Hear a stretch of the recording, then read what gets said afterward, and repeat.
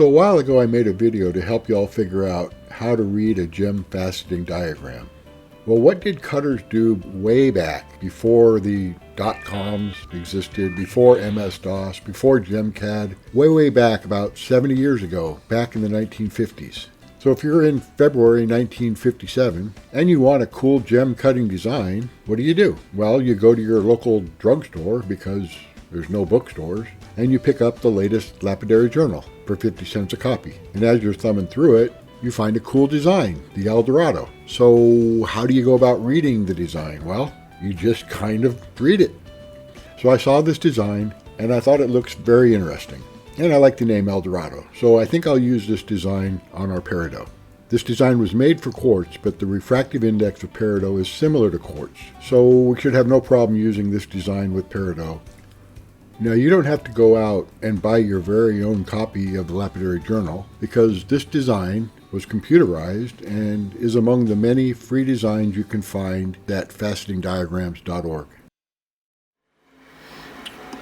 Okay, this is Peridot. This comes from Pakistan, and it is very good color. Comes to us from John G, and let's see how much it weighs. So it weighs in at just over 18 carats, 18.02. Alright, I've been looking at designs, and I've decided that this stone will be called the El Dorado, and I'm going to cut it using the El Dorado Brilliant design by Art Grabe and Walt Heiland. And they published this design back in an early edition of the Lapidary Journal back in February of 1957. And I like the design, and I like this stone, and I think they're a good match. So we're going to give it a try.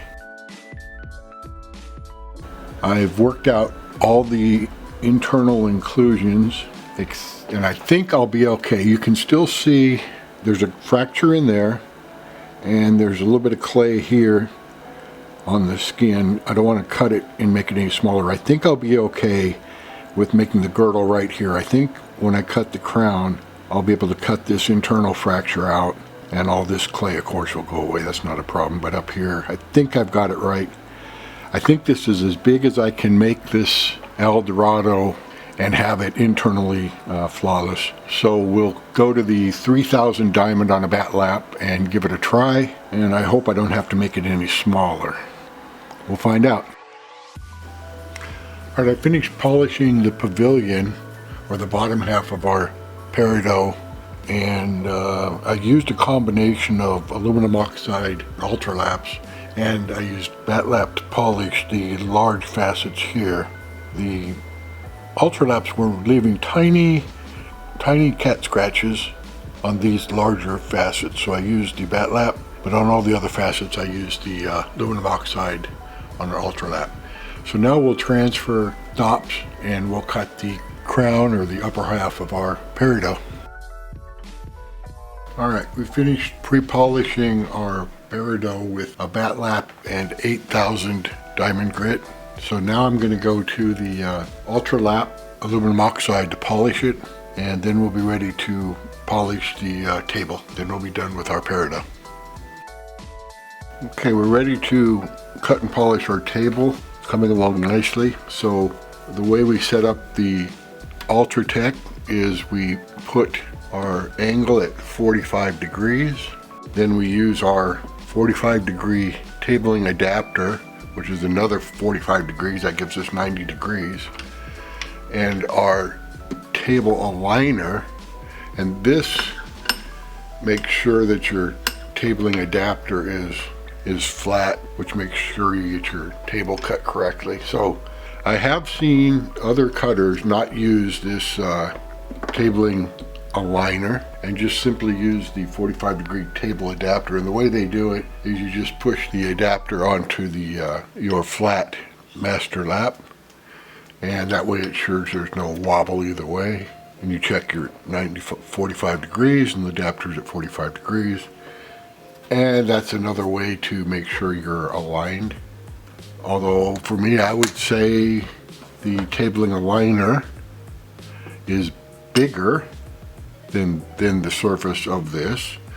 so it's going to do a better job of making sure there's no left or right wobble. And I also turn it diagonally, so that gives me even more space to make sure there's no wobble. So I would say the tabling aligner is better, but like I said, some people do it this way, so we'll give it a test.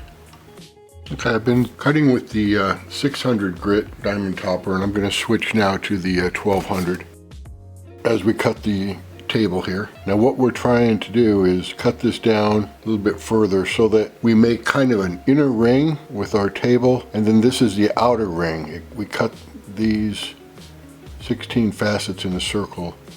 We're trying to cut a little bit more, make it a little bit more, and trying to make it look like the diagram. So we'll cut down a little bit more between here and here with our 1200.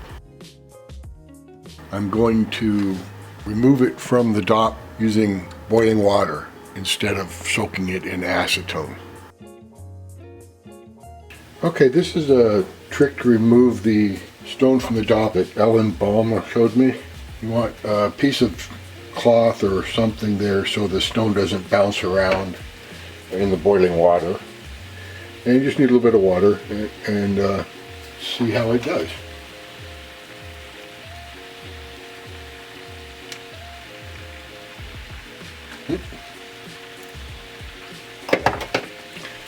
And it's already done.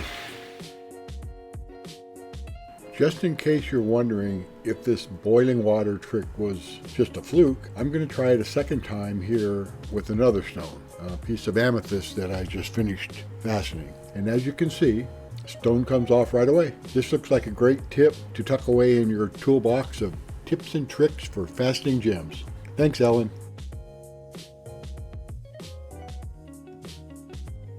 The El Dorado was fun to cut.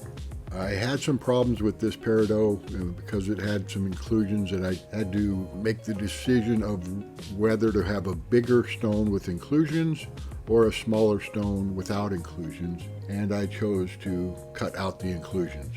So the design was not a problem. This stone was a bit of a problem. This is not a difficult design to cut, but it does require a lot of estimating of where to stop cutting each of the facets. So although a beginner could cut this stone with no problem, I would recommend waiting until you've had a little bit of experience cutting a number of stones. That way you kind of are better at eyeballing your work. But, you know, as always, that's just my opinion. It's up to you. Just enjoy cutting. Happy fastening, everyone.